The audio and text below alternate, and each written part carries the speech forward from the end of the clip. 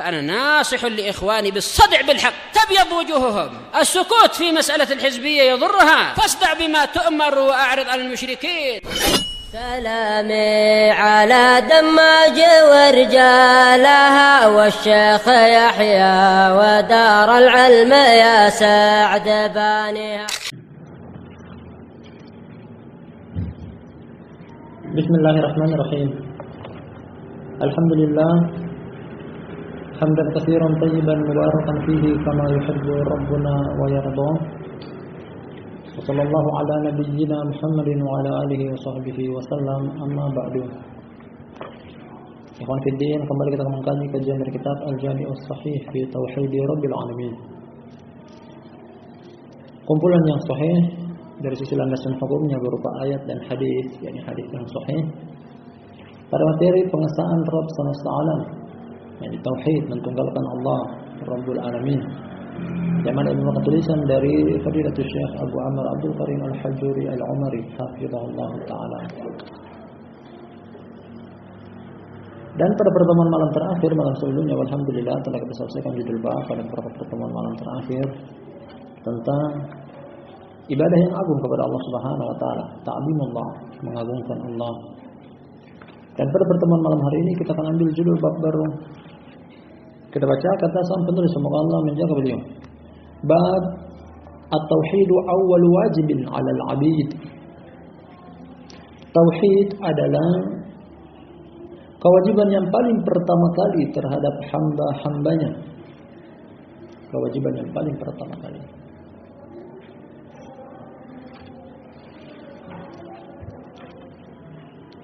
Dari judul bab beliau mengisyaratkan bahwa pertama-tama di sana banyak kewajiban yang harus diamalkan oleh seorang hamba sebagai hamba Allah Subhanahu wa taala. Di antara kewajiban adalah salat, puasa, zakat, haji, jihad, birrul walidain, berbuat baik kepada tetangga, dan seterusnya di antara perkara-perkara yang wajib. Namun muncul pertanyaan, apa yang paling pertama kali seorang hamba atau dalam kewajiban seorang hamba kepada Allah Subhanahu wa taala? Karena di sana ada yang menyelisihi judul bab yang sedang kita baca, kemudian akan beliau bawahi dengan landasan hukumnya baik itu ayat ataupun hadis. Ada sebagian kelompok atau firqah yang mengatakan kewajiban yang paling pertama kali kepada seorang hamba adalah bukan tauhid. Seperti barakallahu fikum jami'an, ada mengatakan bahwasanya yang paling pertama kali atau kewajiban yang paling pertama kali bagi seorang hamba adalah tafakkur fi makhluqatillah. Dan mereka ambil landasan hukumnya dari Nabi sallallahu alaihi wasallam. Beliau ibaratnya bersemedi atau bertapa beberapa hari di Gua Hira sebelum datang kepada beliau wahyu.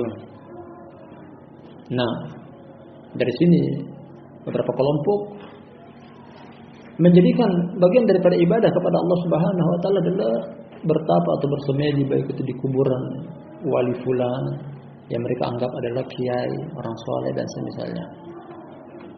Dan ini kita katakan bahwa saya menyelisihi dalil akan datang penyebutannya. Bukan itu yang paling pertama kali yang harus diamalkan sebagai kewajiban pertama dari seorang hamba, yakni tauhid. Ada lagi sebagian kelompok, pertama-tama mereka mengeluarkan dulu seluruh apa yang ada di kepala mereka, artinya mengkosongkan pikiran. Kemudian setelah kosong pikiran, kemudian mereka masukkan tentang Allah Subhanahu wa taala. Dan ini juga barakallahu fikum jami'an menyelisih apa yang akan kita baca nantinya berupa landasan hukum ayat dan hadis. Dari judul bab beliau simpulkan kepada kita kewajiban yang paling pertama kali dari seorang hamba kepada Allah Subhanahu wa taala adalah tauhid. Pertama-tama tentang apa itu tauhid? Tauhid diambil dari asal kata wahada yuwahhidu tauhidan, masdar atau kata dasar dari pecahan kata wahada. Secara bahasa artinya adalah menjadikan satu. Menjadikan satu. Secara syar'i ilmu tauhid yakni ifradullahi bil ibadah, mentunggalkan Allah dalam beribadah. Artinya menyerahkan seluruh bentuk peribadatan kita, baik itu ibadah hati, ibadah lisan, ibadah anggota tubuh, baik itu ibadah materi ataupun non materi. Karena di antara jenis ibadah juga adalah yakni mengeluarkan harta seperti zakat, bersedekah, infak dan semisalnya. Al-muhim seluruh ibadah kita serahkan hanya kepada Allah Subhanahu wa taala semata. Bukan mengharap imbalan duniawiyah, bukan mencari pujian dan sanjungan. Ini maksud daripada tauhid. Termasuk di dalamnya barakallahu fikum jami'an ibadah hati seperti takut hanya kepada Allah, tidak takut kepada selainnya. Termasuk ibadah hati juga adalah mengharap hanya kepada Allah, tidak mengharap kepada selainnya. Termasuk juga adalah barakallahu fikum jami'an ibadah al-jawarih, anggota tubuh, sujud hanya kepada Allah, ruku hanya kepada Allah, tidak sujud atau ruku kepada berhala. Demikian juga ibadah lisan, dan seterusnya. Ini secara singkat tentang makna tauhid. Akan ada secara terperinci nanti dalam judul bab ini. Kemudian pada judul bab yang lainnya hal-hal yang berkaitan dengan penyelisihan terhadap tauhid. Baik itu syirik akbar ataupun syirik asghar. Artinya penyelisihan terhadap tauhid berupa syirik yang besar dan juga yang kecil.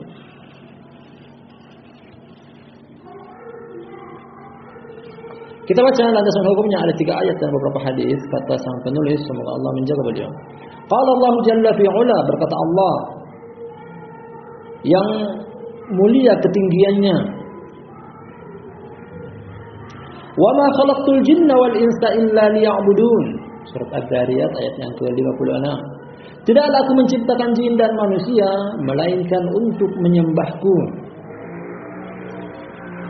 Jadi maksud dan arti dari ayat ini bahwa keberadaan kita sebagai manusia, salah satu di antara 2 khitab dalam ayat ini, tujuan kita berada di permukaan bumi adalah untuk beribadah kepada Allah Subhanahu wa taala. Wa ma khalaqtul jinna wal insa, tidaklah aku menciptakan jin dan manusia. Artinya di sini Allah akan menyebutkan kepada kita tentang tujuan manusia, tujuan jin diciptakan. Apa itu? Illa liya'budun, kecuali untuk menyembahku. Jadi keberadaan kita di permukaan bumi untuk beribadah, bukan cuma sekadar untuk mengisi kekosongan perut, bukan cuma sekadar mencari makan dan minum atau mengais rezeki. Itu sampingan. Intinya adalah ibadah. Intinya adalah ibadah. Kalau kita tahu bahwasanya tujuan hidup kita, tujuan Allah menciptakan kita di permukaan bumi adalah ibadah, kalau begitu jadikan ibadah kita dalam satu hari sebanyak 24 jam. Artinya 24 jam kita beribadah, bukan cuma kalau ada 5 waktu sholat sehari semalam, satu sholat mungkin dihabiskan dalam kurun waktu 5 sampai 10 menit. Ibadah kita bukan cuma 50 menit saja, atau ibadah kita bukan 1 jam saja dalam satu hari. Bahkan ibadah kita adalah satu hari sebanyak 24 jam. Tidur pun kalau bisa niatkan ibadah, makan pun kalau bisa niatkan ibadah, berjalan melangkah pun kalau bisa niatkan ibadah. Kalau ibadah kita hanya mungkin 50 menit saja dalam satu hari, kalau begitu kita belum merealisasikan apa tujuan kita berada di permukaan bumi. Makanya Imam An-Nasa'i dan juga Imam Ibnu Sunni, mereka berdua memiliki judul buku yang sama dan kandungan isinya sama, Amalul Yawm wal Laila. Amalan rutinitas Nabi SAW sehari semalam. Kemudian mereka masukkan dalam buku-buku tersebut berisikan tentang rutinitas Nabi SAW, mulai dari bangun tidur sampai tidur kembali, yang tidak kosong dari makna ibadah, zikir, ibadah dan seterusnya. Dan hendaknya seperti itu. Artinya para imam menulis buku-buku semacam itu agar supaya kita mencontoh apa yang dilakukan oleh Nabi Rasulullah SAW sehari semalam beliau. Sehari terdapat 24 jam. Apa saja yang beliau lakukan? Bangun dari tidur berzikir, setelah itu berwudu, setelah itu sholat malam, keluar ke sholat subuh ada juga zikirnya, beranjak dari rumah menuju ke masjid ada zikirnya, kemudian sholat subuh baik itu sunnahnya ataupun fardunya, kemudian berzikir sampai matahari meninggi setinggi anak panah, pulang lagi ke rumah dan seterusnya sampai kembali tidur di malam hari, ibadah kepada Allah Subhanahu wa taala. Dari sini para ulama as-salaf mengatakan bahwasanya barakallahu fikum jami'an, Mereka punya pepatah yang indah. Dan agar supaya kita merenungi tentang ucapan tersebut, adatul alim ibadah wa ibadatul jahil adah. Di sini letak perbedaannya. Kata mereka, kebiasaan orang alim adalah ibadah, cuma sekedar kebiasaan yang dilakukan oleh setiap orang. Namun orang alim, karena dia tahu arah tujuan hidup dia, bahkan perkara yang dilakukan oleh sebagian orang atau kebanyakan orang dengan bentuk kebiasaan bernilai ibadah di orang alim. Serta adatul jahil atau ibadatul jahil ibadah. Ibadahnya orang jahil hanya sekedar kebiasaan atau tradisi. Perbedaannya terletak di mana? Niat. Orang alim, yakni yang berilmu, tahu tujuan hidup dia adalah ibadah. Akhirnya perkara-perkara yang bernilai mubah, yang bernilai sebenarnya dilakukan oleh semua orang seperti makan dan minum. Nah, orang lain makan dan minum hanya ingin mengisi kekosongan perutnya, mencari kekenyangan. Sedangkan orang alim bukan cuma sekedar itu yang dia cari. Dia makan, dia meniatkan dengan setiap suapan nasi atau suapan makanan yang masuk ke dalam mulutnya agar kuat beribadah kepada Allah Subhanahu wa taala. Niat itulah yang membedakan. Jadi makannya orang alim juga ibadah. Demikian juga tidur yang dilakukan oleh setiap makhluk. Nah, jin tidur, binatang juga tidur, manusia juga tidur. Mungkin mereka melakukan kebiasaan tidur seperti kebanyakan makhluk. Orang yang alim, yakni yang memiliki ilmu, yang mengetahui tentang tujuan arah kehidupan dia untuk beribadah, tidur dia bernilai ibadah. Karena apa? Dia meniatkan tidur dia tersebut agar supaya mungkin bisa bangun di tengah malam atau untuk bangun sholat subuh. Intinya di awal tidur dia sudah niatkan ini untuk mengistirahatkan badan supaya esok hari bangun agar kuat beribadah lagi kepada Allah Subhanahu wa taala, dan dia mendapatkan pahala dengan tidurnya dia tersebut. Di sisi lain ada orang yang mungkin tidur hanya sekedar tidur menutup mata, mengistirahatkan badannya, tapi tidak mendapatkan apa-apa. Nah, keterkaitan antara hadis ini dengan judul bab, Syekh Muhammad bin Abdul Wahhab rahimahullah taala yang beliau nukilkan juga dari beberapa ulama tafsir sebelumnya seperti Imam Ibnu Katsir. Nah, mengartikan tentang ya'buduni yuwahhiduni wa ma khalaqul jinna wal insa illa liya'buduni.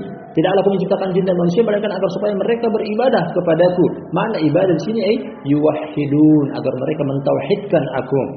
Jadi Allah Subhanahu wa taala tidaklah menciptakan jin dan manusia agar supaya merealisasikan tauhid. Ini paling pertama, merealisasikan tauhid. Kenapa dikatakan yang paling pertama kali? Kenapa dikatakan bahwasanya ini adalah kewajiban yang paling pertama kali? Perhatikan bahwasanya rukun Islam ada 5. Sebelum seseorang sholat, sebelum seseorang puasa, sebelum seseorang zakat ataupun haji. 6. Tidak sah amalan-amalan yang 4 disebutkan tadi kecuali setelah bagus dan beres tauhidnya. Tauhid dulu diperbaiki, tauhidnya dulu dibereskan.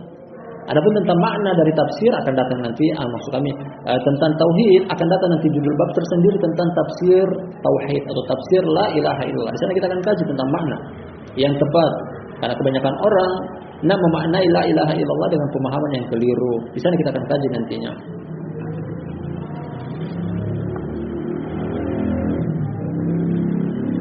Kita baca ayat yang kedua, landasan hukum pada urutan yang kedua. Wa qala azza wa jalla, berkata Allah yang Maha Perkasa, yang Maha Mulia. Wa qadara rabbuka alla ta'budu illa iyyahu wa bil walidaini ihsana. Ada sekitar 20 perintah. Nah, dalam 20 pihak yang berbeda Allah sebutkan dalam ayat ini, surat Al-Isra. Wa qadara rabbuka alla ta'budu illa iyyah. Pertama hak Allah, wa bil walidain, dua orang tua. Dilanjutkan dengan adab dan etika kepada kedua orang tua, bentuk-bentuk berbakti. Kemudian terlarang untuk membunuh anak. Artinya itu adalah hak mereka untuk hidup. Apalagi cuma sekadar alasan khawatir mereka memakan rezeki kita, mengambil jatah rezeki kita. Dan seterusnya sampai pada hak anak yatim. Ayat ini telah kita baca tadi, kita artikan kata Allah Subhanahu wa taala, wa qada rabbuka alla ta'budu illa iyyah. Wa qada maknanya aujaba, farada, ausa.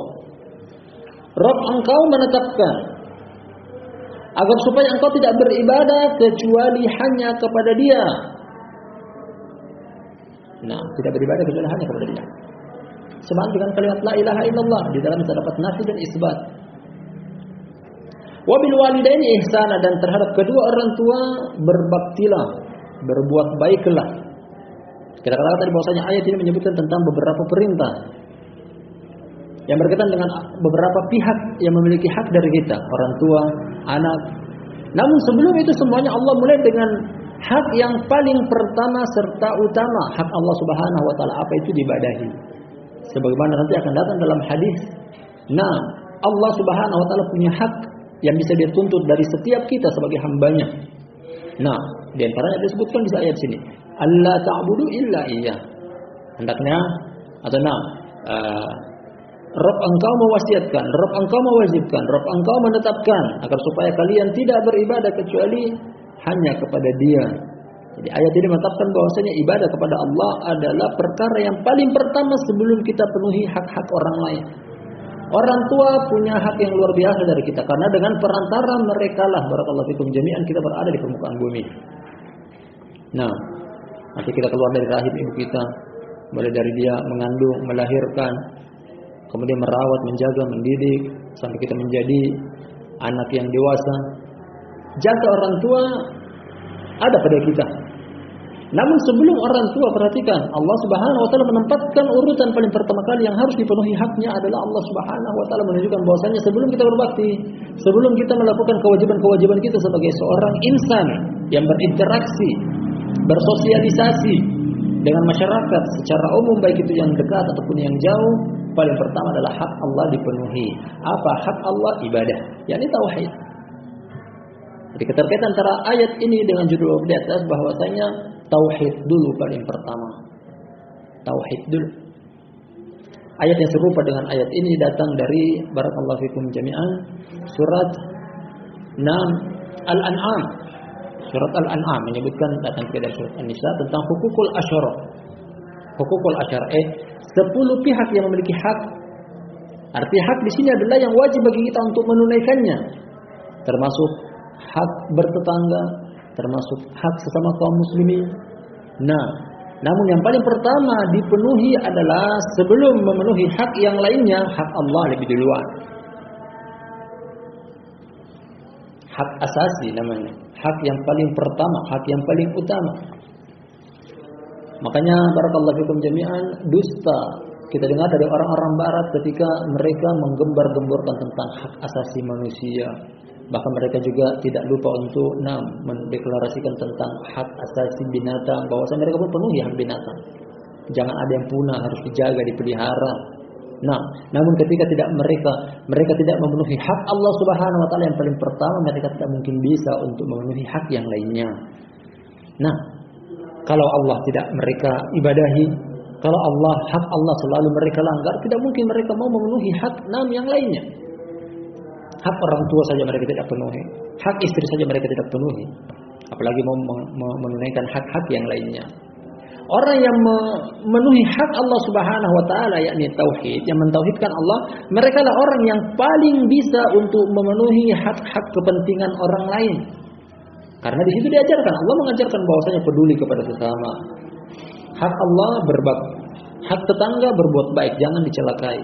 Hak anak berikan nafkah lahiriah batiniyah. Hak istri demikian juga, diberikan nafkah, dididik lahiriah batiniyah, dan seterusnya. Itu setelah mentauhidkan Allah Subhanahu wa taala. Yang ketiga, masih berupa ayat Al-Qur'anul Karim, landasan hukum. Wa qala ta'ala, dan berkata Allah yang Maha Tinggi, "Wa ma arsalna min qablika min rasulin illa nuhi ilaihi annahu la ilaha illa ana fa'budun." Surat Al-Anbiya. Tidaklah kami mengutus sebelum engkau dari seorang rasul pun, dari satu orang utusan pun. Khitab ini kepada Nabi SAW. Wahai Nabi, engkau adalah utusan. Namun tidak satu utusan pun sebelum engkau yang kami utus mereka. Illa nuhi ilai, kecuali kami wahyukan kepada dia, kepada masing-masing rasul tersebut, annahu la ilaha illa ana fa'buduni. Yaitu tidak ada sembahan yang berhak disembah kecuali aku. Oleh karena itu beribadalah kepadaku.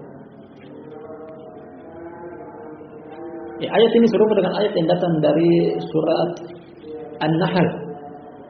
Surat An-Nahl. Walaqad ba'atsna fi kulli ummatin rasulan an ya'budullaha wajtanibut taghut. Sungguh kami telah mengutus pada masing-masing umat satu rasul. Ada di setiap zaman, ada di setiap umat, setiap komunitas satu orang rasul yang Allah utus. Apa visi dan misi dari para rasul yang Allah utus kepada masing-masing umat? Ani ibudullaha, agar supaya mereka menyembah kepada Allah. Jadi para nabi dan rasul memiliki satu tugas dan tanggung jawab yang sama yang Allah embankan kepada mereka, mendakwakan tauhid. Dan mereka tidak berselisih dalam hal ini, justru mereka bersepakat. Mulai dari Nabi Adam, Allah utus Nabi Adam untuk supaya mengajarkan kepada anak cucunya agar anak cucunya mentauhidkannya. Lanjut ke Nabi Nuh, Rasul yang paling pertama kali di permukaan bumi juga, yang dia ajak umat manusia adalah agar supaya umat manusia beribadah kepada Allah Subhanahu wa taala, mentauhidkan Allah. Dan juga disusul ke nabi-nabi yang lainnya, Nabi Hud, Nabi Syuaib, Nabi Saleh, Nabi Ibrahim, sampai kepada Nabi kita Muhammad sallallahu alaihi wasallam, barakallahu fikum jami'an, seluruhnya memerintahkan umatnya untuk beribadah hanya kepada Allah semata, tidak menyekutukannya. Bahkan Nabi Isa yang kaumnya sekarang mengaku-ngaku bahwasanya mereka menjadikan Isa alaihissalam sama sederajat dengan Allah Subhanahu wa taala diibadahi. Itu pun Nabi Isa tidak pernah mendakwakan agar mereka beribadah kepada Dia. Dalam surat Al-Maidah kata Allah Subhanahu wa taala, "Idz qala Allah ya Isa bin Maryam, a anta qulta lin-nasi ittakhiduni wa ummiya ilahaini min dunillah?" Khitabnya Allah kepada Nabi Isa. Wahai Isa putra Maryam, apakah engkau mengatakan kepada kaum engkau, sembahlah aku dan ibuku selain Allah Subhanahu wa taala? Allah mengajak bicara Nabi Isa yang kaumnya sekarang mengaku bahwasanya dia adalah Tuhan, dia adalah diibadahi. Apa dijawab oleh Nabi Isa alaihissalam kepada Allah Subhanahu wa taala ketika ditanya dengan pertanyaan tersebut?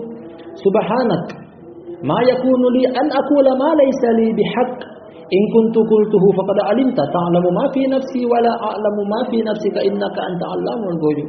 Maha suci Engkau wahai Rabb, aku tidak pernah mengatakan hal itu kepada mereka. Kalau seandainya aku mengatakan, pasti Engkau tahu, karena Engkau mengetahui apa yang ada pada diriku, sedangkan aku tidak mengetahui apa yang ada pada diri Engkau. Jadi Nabi Isa tidak pernah mengajak agar supaya kaumnya menyembah Dia, mengangkat Dia setinggi derajat dengan Allah Subhanahu wa taala. Hal itu tidak pernah. Ini dilakukan oleh umatnya sendiri, kaumnya sendiri. Dikatakan barakallahu fikum jami'an, seluruh nabi dan rasul memiliki satu visi dan misi yang sama, agar supaya umat manusia menyembahnya, tidak berselisih mereka. Nabi Musa mengajak agar mentauhidkan Allah, yakni mentunggalkan Allah dalam beribadah. Nabi Isa juga memiliki tujuan yang sama dalam berdakwah, mengajak umat manusia agar menyembah Allah semata, tidak menyekutukannya. Bahkan juga Nabi kita Muhammad sallallahu alaihi wasallam akan datang nanti dalil-dalilnya. Kemudian barakallahu fikum jami'an datang hadis dari Abu Hurairah radhiyallahu anhu dalam riwayat Imam Bukhari dan Imam Muslim, artinya muttafaqun alaih hadisnya. Kata Rasulullah sallallahu alaihi wasallam, "Nahnu ma'syaral anbiya ummahatun li'allat, auladun li'allat, ummahatuna syatta wa dinuna wahid." Yang artinya kata Rasulullah sallallahu alaihi wasallam, kami segenap para nabi adalah putra-putrinya Allat. Ditafsirkan sendiri oleh beliau dengan ucapan setelah itu, maksud dari putra-putri Allat adalah ibu kami berbeda-beda namun agama kami satu. Maksud dari ibu kami berbeda-beda, kami memiliki syariat yang berbeda-beda. Mungkin dalam tata laksana ibadah, salat di umat ini berbeda dengan salat di umat terdahulu. Umat terdahulu salat namun mungkin tidak didahului dengan yang namanya taharah atau berwudu. Puasa umat ini dan puasa umat terdahulu berbeda. Sama dalam kata puasa, namun umat dahulu berbeda. Dari sisi mereka tidak makan sahur ketika berpuasa. Dari sisi penerapan syariat berbeda.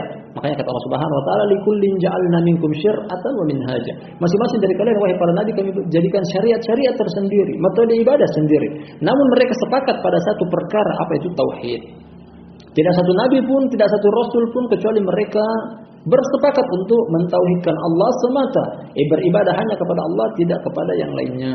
Tidak takut kecuali kepada Allah, tidak berharap kecuali kepada Allah, tidak sujud kecuali kepada Allah, tidak bersumpah kecuali dengan nama Allah, tidak menyembelih kecuali menyebutkan nama Allah, dan seterusnya di antara jenis-jenis ibadah. Barakallahu fikum jami'an. Ini 6 ayat yang sempat kita ambil pada pertemuan kita di hari ini, dan masih ada beberapa hadis berkaitan dengan judul bab tauhid. Insyaallah kita akan lanjut pada lain kesempatan. Wallahu taala a'lam bishawab. Kita cukupkan. Subhanakallahumma bihamdik, asyhadu an la ilaha illa anta, astaghfiruka wa atubu ilaik.